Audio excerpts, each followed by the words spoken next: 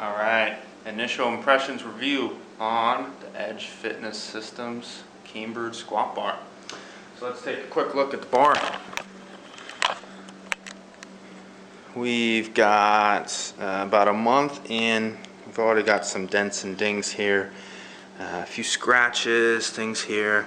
So the powder coat's not holding up too great, which is a little unfortunate. You know, stuff on the side, all kinds of stuff. Plate marks, the whole thing. So that's pretty typical for most bars, but this one actually shows probably more wear and tear than my other. I don't know why. I don't know why this one's, well, some of it I know, but not all of it I know. So part of it was the packaging was kind of a pain in the ass. It was too well packaged, so or overly packaged, I guess is the right term. I ended up cutting the bar a bit with the box knife because there was too much tape everywhere. The other one is just simply the way kind of the bar functions. So let's get into a couple of things. So if you don't know why you would have a cambered squat bar or what the differences are, there's a couple. So obviously you can see this camber here, and then the plates hang down here. So what this allows you to do, one is you can both squat and bench, and obviously do some other stuff with the bar. But by getting the bar up like this, and you're squatting, it kind of does this thing. So it'll do the same thing with bench, which makes it very interesting. Bench is actually a bit more crazy because you're holding here and you don't have your hands to come down. In squat, the other nice thing here is it's kind of like a safety squat bar.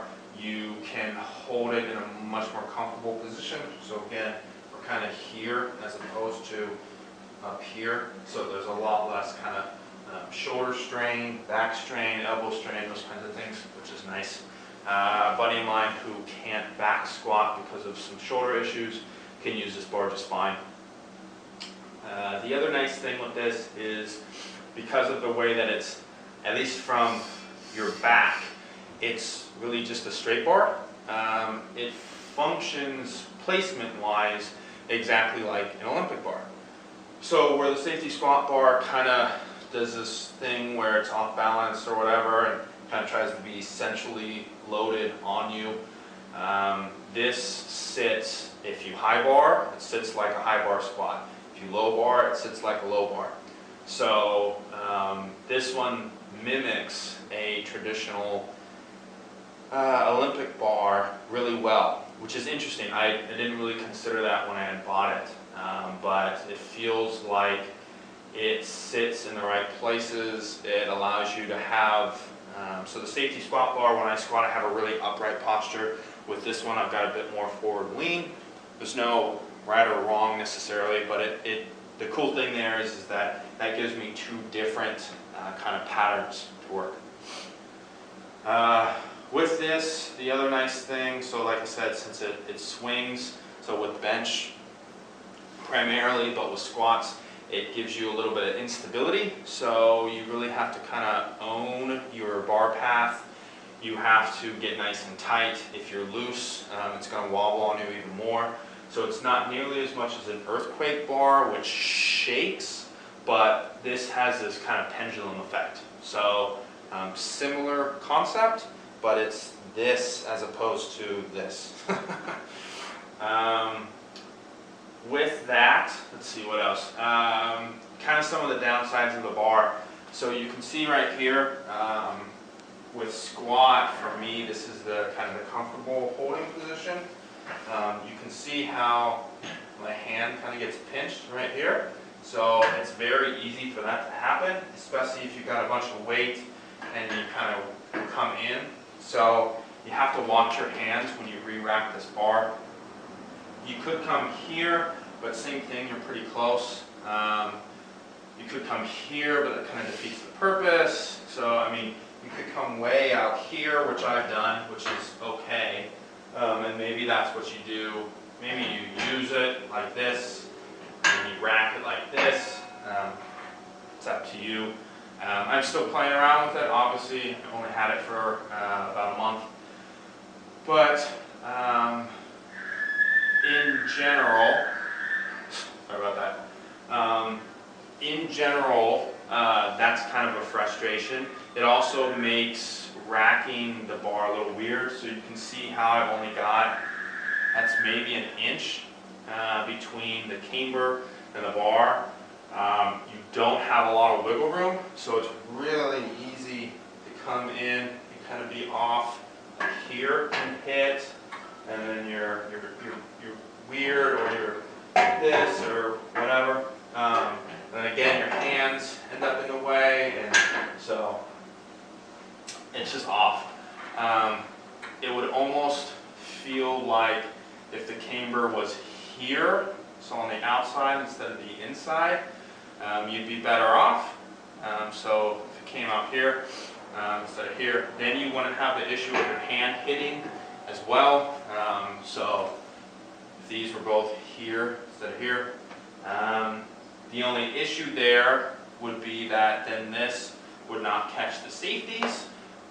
But in practice, the safeties don't really do much anyway with this bar. So we'll go ahead and throw it up in a rack like this, and I'll show you. See, it's not always the easiest bar to rack. So if we get it like this, and we unrack it, say we come down and we get pinned, where you're supposed to go, you can't just let it go. It's got to roll forward like this, and then kind of down, or it's going to come back and down. It's weird, so it's not a comfortable, can't just like bail and you're done. It'd be the same thing with bench. In fact, bench, because, I'll bring it back out, try and show you there. So bench, you're going to be probably, let's see, maybe like here is where you bench from. See how low the bar gets to the ground? You don't really have safeties at that point.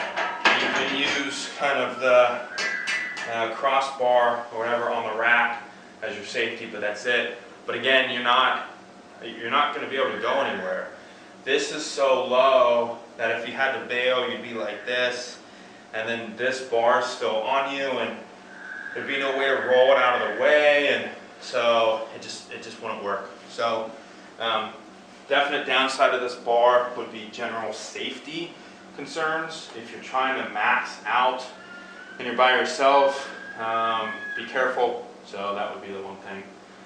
So as you can see in the back, I have a couple of other Edge's bars. I also have a rickshaw over here. So I really like Edge in general. I think the bar's construction overall is solid. There's a couple of things that, and this is without me owning another or testing another Cambered bar, that I would do differently. Again, like I said, I think if it was out here, if it attached out here, it would be better. I think if, well, one, if the shipping had been a little bit better, it probably wouldn't be dinged up as much. If the hands, if it attached out here, you'd get rid of the hand pinching piece. You'd get rid of the issues of it banging into the rack. That's actually where most of these dents and dings and scratches are that are on here are from. I think in general that would fix most things. Now, again, I'm not an engineer, I'm not a welder, I'm not a fabricator, so maybe there's a reason why it's not out there, but that would be my one kind of gripe. Otherwise, the bar's a lot of fun. I think if you followed me on Instagram, you've seen I've done curls with it. I've seen people do overhead press with it before. I'm not a big overhead presser, so that might not really make it into my routine, but I've done, what else? Bench, squat. I've done front squats. That's interesting. It's got a whole lot of waving and stuff going on, so there's a lot of different options. You can do banded, reverse band. Because of this, you can do chains. Chains are awesome. All kinds of things. So Overall, I think it's a great bar to add to your repertoire. I'd probably start with the safety squat bar first, still, if you're looking for a specialty bar for squats. But if you want something else in your arsenal, or maybe if you're a competitive powerlifter, this might be a better approach to go as opposed to the safety squat bar, simply because it still mimics that ability to do high or low. The one other thing, there's no knurling. For me, that's not an issue. I don't care. I high bar squat. I don't low bar. I've never low barred. I don't like low bar. But if you do low bar and you're a big squatter, this may slip. I've seen some people put like grip tape from like skateboards and stuff like that on there. Seems a little gnarly, but the other one is this truck bed liner. So in general, figure out if that's right for you. I don't know if any bars out there on the market actually offer knurling on their specialty bar. I thought I had heard Elite Fitness Cambered bar does, but when I looked at their site, that wasn't something they listed as like part of the specs. I would think that they would if they did. So anyway, in general, $225 shipped to my door. Pretty good for a specialty bar, much cheaper than your Rogue and other options. And in general, I don't see much of a difference in the build and design and structure.